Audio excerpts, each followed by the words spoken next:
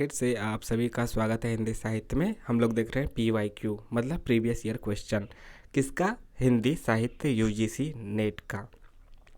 तो 2020 वाला यह पेपर देख रहे हैं हम लोग 2020, 21, 22 और 23 यही चारों सालों का देखने का प्रयास करेंगे। चैनल को सब्सक्राइब जरूर कीजिए, लाइक और शेयर भी। तो इससे पहले 20 क्वेश्चन हो चुका है इस सीरीज का और आज 21 से लेकर 40 तक देखेंगे। ठीक है, हिंदी यानी पेपर दो जिसमें कि 100 क्वेश्चन आते हैं। तो वहाँ पे 100 क्वेश्चनों को हम PYQ के रूप में देखेंगे, 20-20 क्वेश्चन के रूप में देखेंगे। जैसा कि आपको पता है कि पेपर 1 में 50 क्वेश्चन, पेपर 2 में 100 क्वेश्चन, जो कि आपका पेपर 2 हिंदी है, हिंदी साहित्य वाले। बाकी अन्य विधा वाले, अन्य डिपार्टमेंट, अन्य ब्रांचेज वाले, उनके अन्य विषय होंगे। ठीक है, तो 150 क्वेश्चन आता है, 300 नंबर का आता है और इस बार पेपर ऑफलाइन होगा। जिन्होंने फॉर्म नहीं भरा है 10 तारीख उसका लास्ट डेट है। ठीक, तो क्वेश्चन नंबर 21 देखते हैं। हमारे समाज के पुरुष के विवेकहीन जीवन का चित्र देखना हो तो विवाह के समय गुलाब से खिली हुई स्वस्थ बालिका को 5 वर्ष बाद देख लीजिए। यानी 5 साल तक कहने का मतलब कि उसका जीवन ठीक रहता है इस लाइन के अनुसार। उस समय असमय प्रौढ़ हुई दुर्बल संतानों की रोगिणी पीली माता में कौन सी रुला देने वाली करुणा ना मिले। यानी कि 5 साल तक तो लगभग सबको 1 या फिर 2 संतानें हो जाती हैं। फिर उस समय वही कह रहा है कि वह दुर्बल हो जाती है, रोगड़ी पीली टाइप की हो जाती हैं। ठीक है, विवाह के समय उत्साहित रहती हैं, खिली हुई रहती हैं, बाद में मुरझा जाती हैं। यह किसका कथन है? यह हमारे महादेवी वर्मा जी का कथन है। देखते हैं कि यह कहाँ से है, कैसे है, क्यों है। देखिए, हमारे समाज के पुरुष के विवेकहीन, यह वाले जो कथन है, कथन महादेवी वर्मा का कहाँ से है? श्रृंखला की कड़ियों से है। महादेवी वर्मा की रचनाएं भी देखते हैं कौन कौन है। निहार है, रश्मि है, निर्जा है, सांध्यगीत है, दीपशिखा, सप्तपर्णा, प्रथम आयाम और अग्नि रेखा है। अगले क्वेश्चन देखते हैं 22। स्त्री विमर्श की मूल स्थापना नहीं है। कौन सी स्त्री विमर्श की मूल स्थापना नहीं है?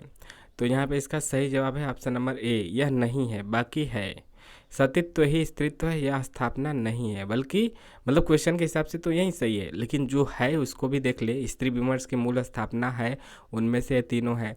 स्त्री के स्वतंत्र व्यक्तित्व की स्वीकार्यता है, सामाजिक वर्जनाओं से मुक्ति, परिवार संस्था का जनतांत्रिकरण। ठीक है, सतीत्व ही स्त्रीत्व है, स्त्री विमर्श की मूल स्थापना नहीं है। स्त्री विमर्श की मूल स्थापना यहाँ पे आप देख सकते हैं, जैसा कि ऊपर हमने देखा, स्त्री के स्वतंत्र व्यक्तित्व की स्वीकार्यता, सामाजिक वर्जनाओं से मुक्ति, परिवार संस्था का जनतांत्रिकरण। स्त्री विमर्श उस साहित्यिक आंदोलन को कहा जाता है जिसमें स्त्री अस्मिता को केंद्र में रखकर संगठित रूप से स्त्री साहित्य की रचना की गई है। स्त्री विमर्श को अंग्रेजी में क्या कहते हैं? फेमिनिज्म। शुरुआत में ही हिंदी में इसके लिए नारीवाद या फिर मातृसत्तात्मक शब्द प्रचलन में रहा है। ठीक है, कौन सा शब्द? मातृसत्तात्मक या फिर नारीवाद। इसके बाद आप देखते हैं क्वेश्चन नंबर 23। मार्क्सवादी दर्शन के किस पक्ष से डॉक्टर भीमराव अंबेडकर की असहमति थी? तो इसका सही जवाब है क्रांति में हिंसा का प्रयोग। बाकी में इनकी सहमति थी। देखिए, इसमें श्रम की गरिमा में सहमति थी, वर्ग विहीन समाज की स्थापना में थी, शोषण विहीन समाज की रचना में थी, क्रांति में हिंसा का प्रयोग इसमें असहमति थी। मार्क्सवादी दर्शन के क्रांति में हिंसा का प्रयोग से डॉक्टर भीमराव अंबेडकर की असहमति थी, हिंसा नहीं होनी चाहिए। अन्य मार्क्सवादी पक्ष श्रम की गरिमा की, वर्ग विहीन समाज की स्थापना, शोषण विहीन समाज की रचना में अंबेडकर जी की सहमति थी। हम लोग पढ़ रहे हैं यूथ कंपटीशन के PYQ। क्वेश्चन नंबर 24 है। खड़ी बोली में इतना बड़ा काव्य अभी तक नहीं निकला है। बड़ी भारी विशेषता इस काव्य की यह है कि यह सारा संस्कृत के वर्णवृत्तों में है, जिसमें अधिक परिमाण में रचना करना कठिन काम है।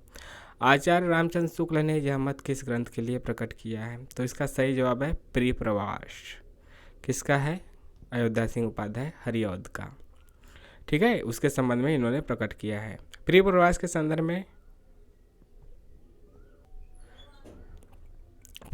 संदर्भ में हरिऔध जी ने लिखा है, मैंने श्री कृष्ण को इस ग्रंथ में एक महापुरुष की भांति अंकित किया है और ब्रह्म के रूप में नहीं। कृष्ण के चरित्र की तरह प्रियप्रवास की राधा के चरित्र में नवीनता है, उसमें विरह की विकलता नहीं है, व्यथा की गंभीरता है, व्यथा की गंभीरता है। अगला क्वेश्चन है,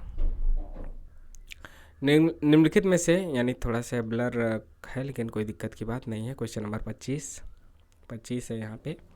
निम्नलिखित में से कौन सी कृति मुक्तिबोध की नहीं है? चांद का मुंह टेढ़ा है, शुद्ध कविता की खोज, काट का सपना, कामायनी एक पुनर्विचार।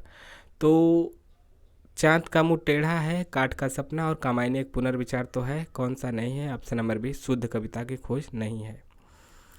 देखिए, शुद्ध कविता की खोज मुक्तिबोध की रचना नहीं है, बल्कि रामधारी सिंह दिनकर की रचना है। दिनकर की अन्य रचनाओं की बात की जाए तो इसमें काव्य की भूमिका, पंत प्रसाद और मैथिली शरण, चांद का मुंह टेढ़ा है, काट का सपना, कामायनी एक पुनर्विचार और हमारे सिलेबस में लगा हुआ एक साहित्यिक की डायरी और कविता में अंधेरे में, यह सब किसकी है? मुक्तिबोध की। क्वेश्चन नंबर 26 की बात की जाए तो धूमिल ने रोटी और संसद कविता में कितने आदमियों का जिक्र किया है? तो सही जवाब है 3 आदमियों की। एक आदमी रोटी बेलता है, दूसरा आदमी रोटी खाता है, तीसरा आदमी है जो न रोटी बेलता है न रोटी खाता है। तो यही 3 आदमियों का जिक्र हुआ है, ठीक है। और मैं पूछता हूँ यह तीसरा आदमी कौन है, यहीं से मतलब आप जान सकते हैं। और इसके बाद क्या है? मेरे देश की संसद मौन है। क्वेश्चन नंबर 27 है, हमारे समाज में मानवीय गुणों की पहचान बढ़ने वाली है। हमारे समाज में मानवीय गुणों की पहचान बढ़ने वाली है, कुल और जाति का अहंकार विदा हो रहा है। आगे मनुष्य केवल उसी पद का अधिकारी होगा जो उसके अपने सामर्थ्य से सूचित होता है, उस पद का नहीं जो उसके माता पिता या फिर वंश की देन है। हमारे समाज में मानवीय गुणों की पहचान बढ़ने वाली है, कुल और जाति का अहंकार विदा हो रहा है। आगे मनुष्य केवल उसी पद का अधिकारी होगा जो उसके अपने सामर्थ्य से सूचित होता है, उस पद का नहीं जो उसके माता पिता या वंश की देन है। उपरोक्त कथन किस रचना की भूमिका से उद्धृत है? तो इसका सही जवाब है रश्मिरथी। किसकी? रश्मिरथी। और इसके रचनाकार रामधारी सिंह दिनकर है। और रश्मिरथी का अर्थ तो आप सभी को पता होगा, सूर्य किरण रूपी रथ का सवार।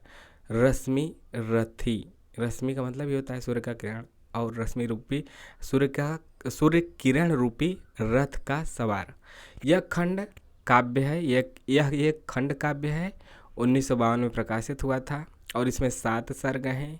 इसमें कर्ण को महाभारत के कथानक से ऊपर उठाकर नैतिकता और विश्वसनीयता की नई भूमि पर खड़ा कर गौरव से विभूषित किया है रामधारी सिंह दिनकर ने। क्वेश्चन नंबर 28 है, तेरा मेरा मनुआ कैसे एक होई रे, मैं कहता हूँ आखन दे की, तू कहता कागज की लेखी। उपयुक्त पंक्तियों के संदर्भ में निम्नलिखित में से कौन सा मंतव्य सही नहीं है?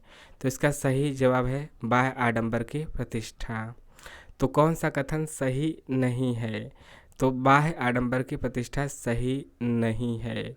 मतलब कि बाह्य आडंबर को तो उन्होंने धिक्कारा जरूर है, लेकिन इसमें क्या है? नहीं। तो इसमें क्या है? अनुभव को महत्ता है, लोक ज्ञान की महत्ता है, सहज बात को सहजता से कहने वाली बात है। तो आपको यहाँ पे उलझाया जा सकता है, ठीक है। तो अनुभव ज्ञान को महत्व है, लोक ज्ञान की महत्ता है, सहज बात को सहजता से कहना, इन सब पंक्तियों की इसमें बहुलता दी गई है। क्वेश्चन नंबर 29 की बात की जाए तो न सके तो आध्यात्मिक रंग के चश्मे आजकल बहुत सस्ते हो गए हैं। रामचंद्र शुक्ल ने यह टिप्पणी किस कवि के संदर्भ में की है? तो इसका सही जवाब है विद्यापति। किसके संबंध में? विद्यापति। आजकल बहुत सस्ते हो गए हैं, आध्यात्मिक रंग के चश्मे आजकल बहुत सस्ते हो गए हैं।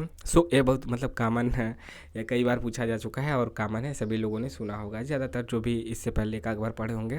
आचार्य शुक्ल ने यह टिप्पणी कवि विद्यापति के संदर्भ में कही है। विद्यापति की रचनाएं हैं कीर्तिलता का भू परि कुछ कटा है क्या, भू परिक्रमा, पुरुष परीक्षा, दान वाक्यावली और शैव सर्वस्व सार, ठीक है।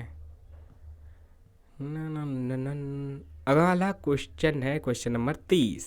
माता पिता के संबंध में विच्छेद से प्रभावित बालक त्रस्त जीवन की कथा पे आधारित उपन्यास कौन है? आपका बंटी। लेखिका मन्नू भंडारी।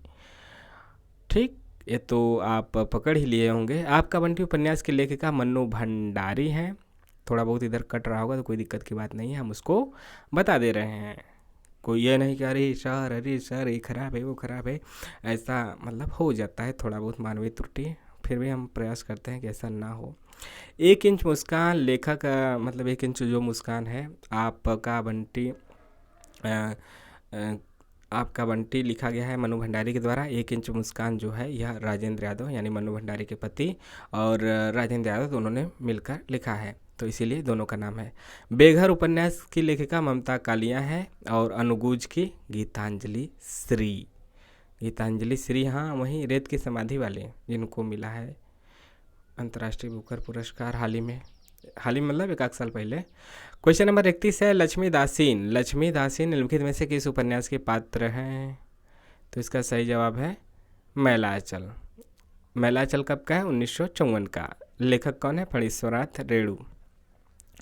देखिए जो मैलाचल है ना, पूर्णिया जिले के मेरीगंज गांव की कथा है। इसमें अन्य पात्र, लक्ष्मी दासीन तो एक पात्र है, अन्य पात्रों की बात की जाए तो इसमें 52 दास हैं। इनका नाम क्यों पड़ा? क्योंकि ये 52 बित्ता के हैं। 52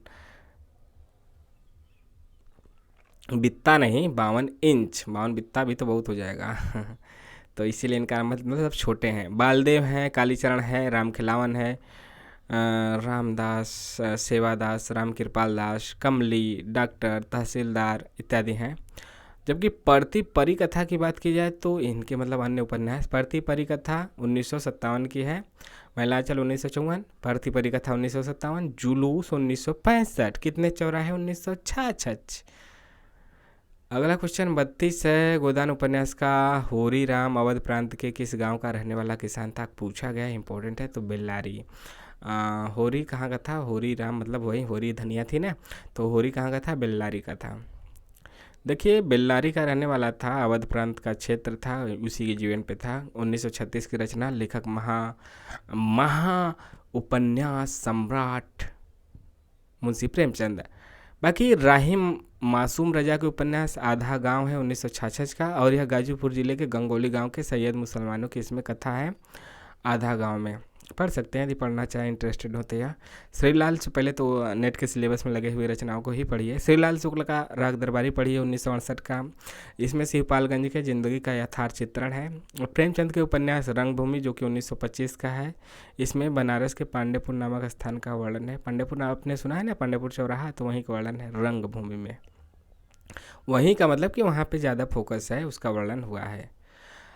क्वेश्चन नंबर 33 है राग दरबारी उपन्यास के पात्र की बात की जाए तो कौन कौन है? तो यहाँ पे है आपका option number B, master Motiram है और बाबू रामाधीन है। बाकी यह सब आपका नहीं है, ठीक है।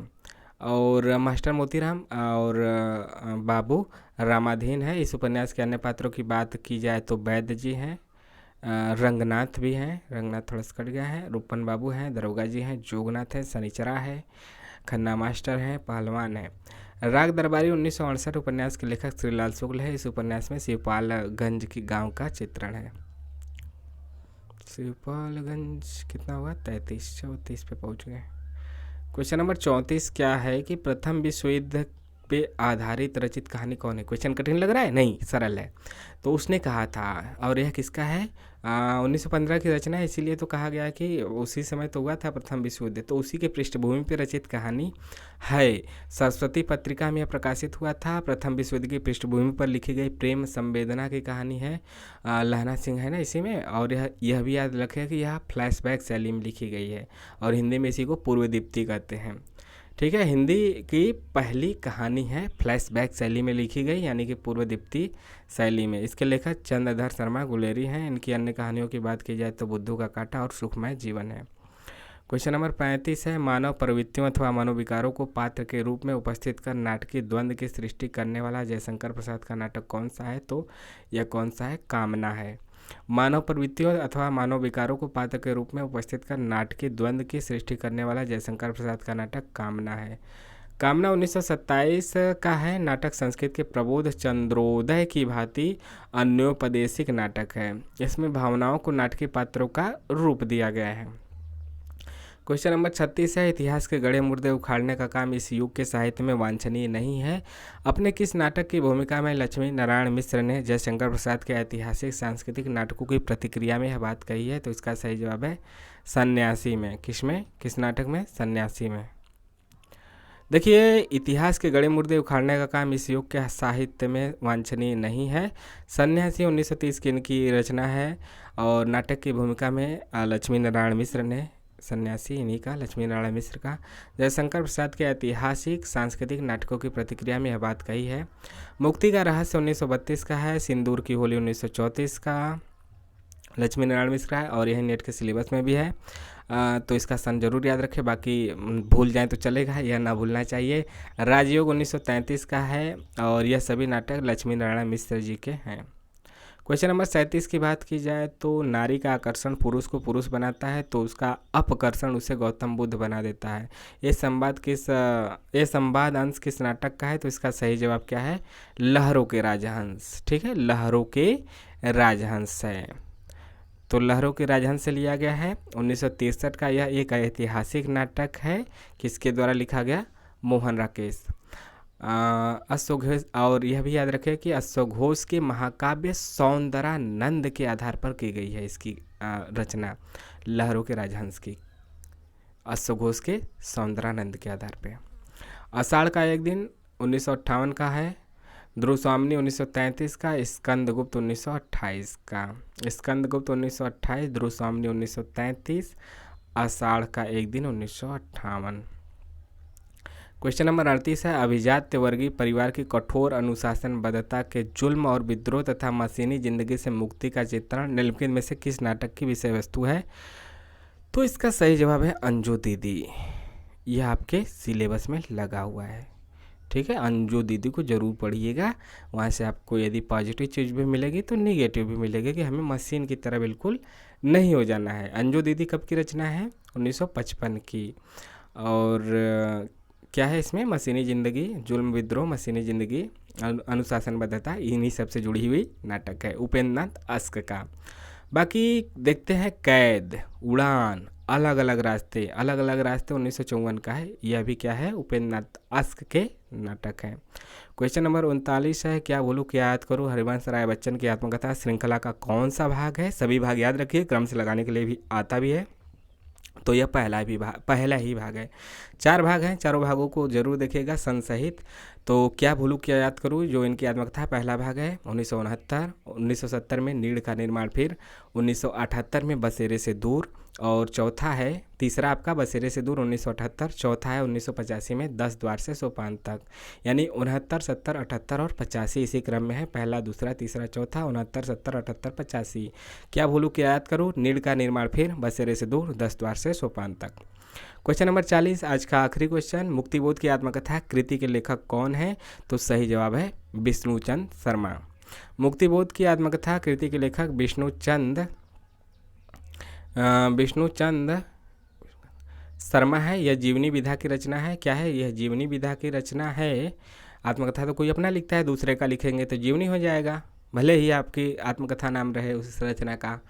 तो हंसराज रहबर की जीवनी विधा योद्धा सन्यासी विवेकानंद है। जो हंसराज रहबर हैं इनकी जीवनी विधा क्या है? योद्धा सन्यासी विवेकानंद। तो यहाँ पे 40 क्वेश्चन मतलब हमने देखा, कैसा लगा जरूर कमेंट के माध्यम से बताइए। और जो भी आपको गलत लगा वह भी बताइए, सही लगा वह भी बताइए। कमेंट करते रहिए, सवाल जवाब पूछते रहिए, सही चीज़ों को भी बताते रहिए, जो नहीं हम यहाँ पे छूट गया या फिर जो चीज़ें गलत लगी उसको भी बताते रहिए। और चैनल को सब्सक्राइब, लाइक और शेयर भी करते रहिए। आपका इतना प्यार देने के लिए तहे दिल से शुक्रिया। मिलते हैं नेक्स्ट वीडियो में। जय हिंद, जय भारत। मतलब इसके आगे वाले वीडियो में हम लोग 41 से 60 तक देखेंगे। नमस्कार, आपका दिन शुभ हो।